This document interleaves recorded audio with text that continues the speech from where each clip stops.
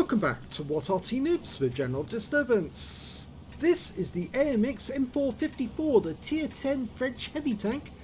It's located on the south spawn of El Halluf and it's under the command of Captain Ashstorm. Well, this is the final version of the M4 line based on Project 141, which is originally a design that came from the Tiger II to start with. A lot of people get confused. They see the AMX M4 and they think it's actually made from a M4 medium tank. No, not in the slightest. That was the French name given to it, but it was actually a Tiger II design that they were trying to get their design cues from. So it's a pretty heavy tank with a heavy gun, heavy armour, and this final version it's got reinforced armour at the front just to make it even stronger. 200mm on the hull, 60 on the sides, 40 at the rear, and on the turret it's even more. You've got 300mm on the front of the turret, 80 on the sides, 40 on the rear. The gun is a 13cm if he's got the top gun. If he's got the stock gun, it would be the 12cm. So let's see which one he's got, and we'll see which one it is. 13cm, okay, 550 alpha. And it will penetrate with standard ammo. Oh, just lost the ammo there. 240mm, or is it 250? 250mm with standard ammo. We'll say with the premium ammo, it will go to 280 there. I think we saw it just for a brief second, but it's not letting me watch these figures. There it is, 280mm. 560 alpha, actually.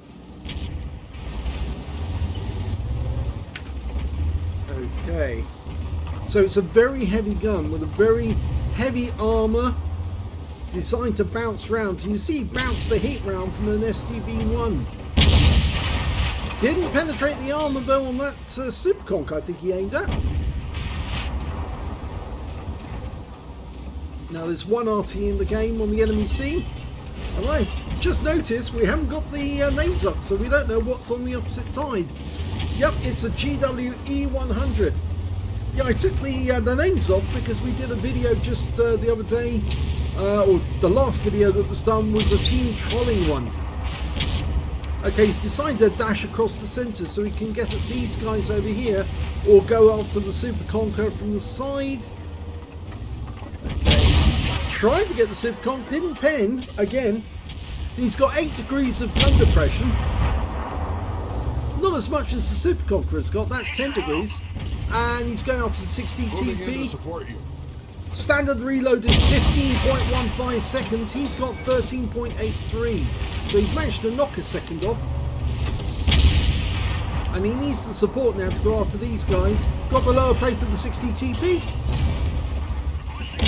Yep, got him. 636, which is a high roll. Moving to support you. He's asked for help because he does need help to get after these guys. Oh! Unfortunately, his teammate was getting in the way. And he gets the side of the IS-7. Yeah, it was kind of unfortunate there. His teammate actually took the hit instead of him. That was a Wizzy 111 Model 5A. It's now a wreck. Bit of mobile armour. There goes the 60 TP. Taken up fairly easily. You can see how good this 13cm gun is. STB-1 will easily pen that one with standard ammo. He's queued up some premium ammo though. There goes the STB, and that was a high roll. His next round is going to be a premium round, and I think he needs that for the Super Conqueror.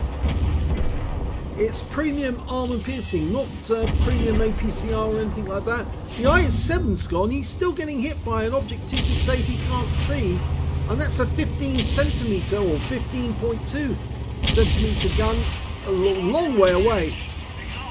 Okay, the IS-7's decided to pull back. I think he's saying, don't go forward, I need to get at these guys, and you're blocking me. He fires one through the drive wheel Type 5 Heavy and immobilises him. The IS-7 goes up for his shot. Now he's just waiting for the reload to complete. He'll go up and get another go. Okay, he's loaded. Puts it through the drive wheel again. Immobilises, and now he's picking up damage assist. because he's immobilized these guys. He's letting his teammates earn credits for him. He's actually doing damage and then getting the extra. And the IS-7, I think, got the kill there. Oh, but he's just died. And he just got wiped out there by the 60 TP on the enemy team. They've got another 60 TP, have they? Oh, Arty.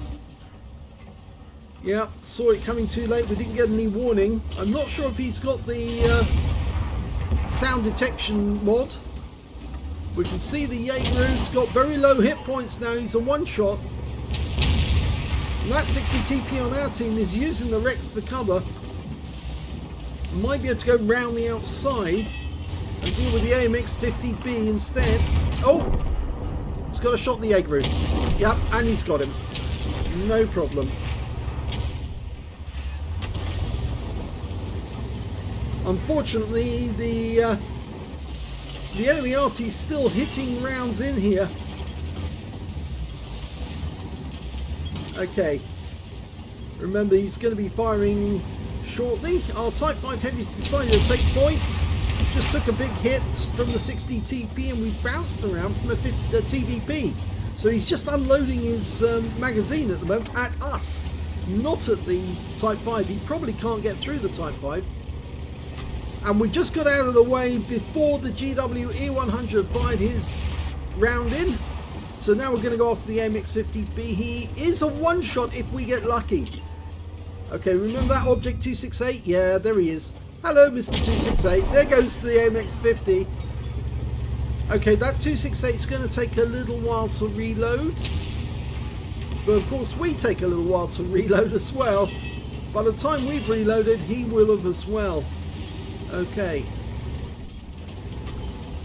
Now the 268 was firing standard AP at us. He might decide to fire premium ammo. The 60 TP on the enemy team is down to his last few hit points. The TVP is a two-shot at the very least. Stand by for the 268 to hit us. Okay, expect to get hit any second. Captain Ashnorm's still got plenty of hit points though. And there goes the 60 TP. Yes, we did get hit. It was a standard AP round from the 268 this time. I thought he might reload a premium round or a heat round just to try and get us, but I'm pretty sure we know where he is. He's in that little cubby hole there. That's where he is. We can't see him at the moment. I think he might be behind that bush.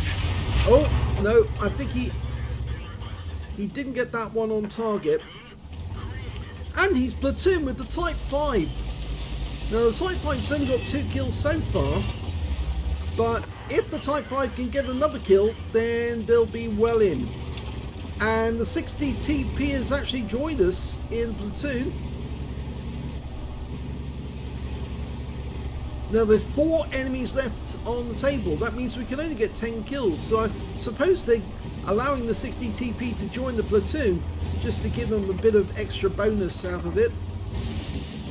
Because we can't get a crucial contribution. As much as we'd like, we need another 2 kills to do that, other than the 4 we've got on the table. Now the GW-E100 will probably fire around into our side the moment we get spotted, but at the moment we're not seen by the enemy. But I suspect the first one we're going to see is the TVP, because he's probably gone up onto the heights. Yeah, they're indicating that already. They think he's up on the heights. In fact, it was Captain Ashstorm who's indicating that. And there's the 268. Oh, he did see us first. And he's got another hit on target. See where that shell went. Yeah, you can see that one went into the front of the turret. Ow! We just killed the GW-E100 and Captain Ashstorm gets around into the Object 268, but he still needs another 3 or 4 rounds to be taken out. 3 rounds at least to be taken out the game. So he's poking forward again, risking it. He's behind that bush. There he is. And that's a good shot. Low roll though, 455. The 60 TP's just thrown caution to the wind. He's going after the 268 for a kill. And that's okay. We've got 3 kills. Oh no, actually we've got 4 kills. 3 kills for the Type 5 Heavy. It's now up to the 60 TP to get the rest of the kills. So if we put a round in and then the 60 TP takes the kill. Okay, now 60 TP, do your biz. And we'll keep that TVP suppressed. Oh, he missed him! Well, we took him out. We had to. And that means now there's no chance for Brothers in Arms, unfortunately. But Captain Ashstorm does have a chance of actually getting a top gun. And the M48 Patton on the enemy team is way over the other side of the battlefield. And he might come into view any second if we move slightly forward. Oh, he's gone! Our Object 268 managed to take care of him. So it's now just to kill that TVP. It's the last one left. If the 60 TP and the Type 5 can actually get this guy to pop out, Captain Ashton can finish him off. I think he's going to try and get into the cap area, actually. I can only think that's why he's going over here at the moment, unless... Yeah, I think he is. It looks like he's trying to get to the far side of the cap and let those two guys pop the enemy out of their cover, and then he can take a pot shot from the other side. It's going to force the enemy to come back.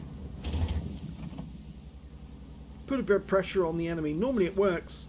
It looks to me like Captain Ashtor might have the high caliber because he's got 5,856.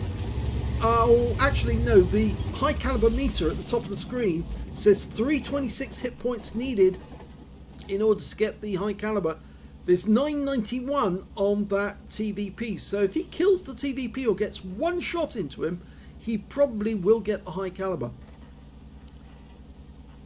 We've just lost the Object 268 to the TVP, and they're indicating where they think he is. He's way over on the other side of the battlefield. So he must have motored right across the valley. If Captain Ashton wants the top gun, I think he's going to have to either wait for that guy to come back to reset the cap and get a defender medal, or he's going to have to drive over to the edge and try and spot them. What he's doing is actually probably the best thing to do, because it will try and encourage the TVP. Come back, there's a defender medal for you. He must realise he's lost the game, but a defender medal's so tempting. It only takes one shot. Trouble is, you know there's going to be a shell coming back at you.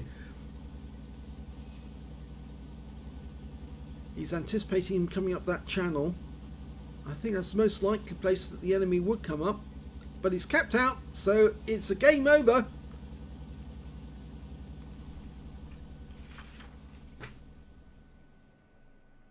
Here's the end of battle stats, and that was an ace tanker game for Captain Ashstorm in the AMX M4 Mini 54. In fact, it was his first ace tanker in this vehicle. You only get the first time the scrolls underneath, and yes, he's got them.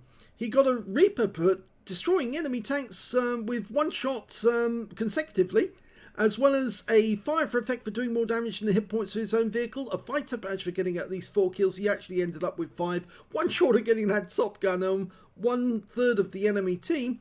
He got a shell proof as well for blocking more damage than the hit points of his own vehicle, and a bruiser medal for getting at least 5 critical hits. He got 7. He blocked the most damage in the game. He got a steel wall. He didn't pick up the high caliber. As I said, he was that short from getting it. 396, I think it was, at the end of the game. If he got one shot on that TVP, I'm pretty sure that would have given him the high caliber. And because he capped out to win, he got the Invader medal as well, because he got at least 80 capture points, and they capped out. 8,339 was the win 8. And that's Super Unicum Standard. So let's have a look at the team score. Well, there he is. He did have the highest damage in the game. Nobody was really close to him, except maybe that TVP with 4,587 hit points of damage. I don't think he could have collected enough hit points to get the high caliber, even if he had come back to get the defenders. And the third highest damage in the game was the IS-7, who got 4,046. When it came to kills, Captain Ashton got 5. 3 kills went to the Type 5 Heavy on his own team, and also to the M48 Patton on the enemy team. And when it came to base XP, yes, he's got that one as well. So he's got the top in all 3 columns. 1,418 went to Captain Ashstorm. 1,008 went to the Type 5 Heavy, and those were the only 2 players who managed to get over 1,000. The next player being the IS-7, who got 949 but didn't survive the game. He fired 18 rounds, got 17 direct hits on the enemy and 13 penetrations. Damage of 5,856 hit points, all of it at close range. The one shot he didn't actually get on target was the shot he fired wildly. Well, it was an aimed shot, but it wasn't particularly wild, but he didn't fire behind the bush, and I'm pretty sure that 268 was sitting behind the bush, and that's why we couldn't see him at distance. If he'd actually taken or aimed at the bush, I think he would have stood a much better chance of getting him. 12 hits received from the enemy, only 3 of which actually penetrated, 9 non-penetrations and 1 hit by way of splash damage. That was from the enemy Arty, the GWE 100. Yeah, it just goes to show that the M454 is a bit of a brute when it comes to armor. It's huge armor, it's very difficult to penetrate. 4,800 hit points of damage blocked by armor. 2 enemy vehicles spotted, 8 enemy vehicles damaged, 5 killed, and 1,559 hit points of damage assistance. And most of that damage assistance was because he tracked the enemy, the Type 5, and then his teammates were going around the corner to do the damage to him when they reloaded. He got 100 cap points for capping out, and yeah, if the TVP wasn't willing to come back, I suppose that's the best thing to do under the circumstances. It guarantees the win. 83,889 credits for the battle. But after repair, ammunition, resupply and consumables, he actually made a loss of 9,042 credits. Yes, premium ammo is expensive. 25 bonds for a mission achievement. 2,127 XP, and the same again for the total because there was no multipliers or any increase in between. So he's certainly, he's aced it at last. It was a bit of an achievement for him. And he says he loves this French brute. And it is a bit of a brute. It's a bit of a monster when it comes to armor and the gun. It's a big gun. Lots of damage on the enemy when you fire it. Not quite as much damage as some of the Soviet artillery and Soviet self-propelled guns do. Or even their heavy tanks for that matter. But it's a fairly reliable damage maker, and yes, it's got that incredibly heavy armor at the front of the vehicle, which makes it very difficult to bring down. So yes, it's a fun tank, and I'm sure Captain Ashstorm is very pleased to finally ace this vehicle after such a long time. So if you enjoyed this replay, please give this video a like, do subscribe to our channel, leave a little comment down below because it feeds the algorithm.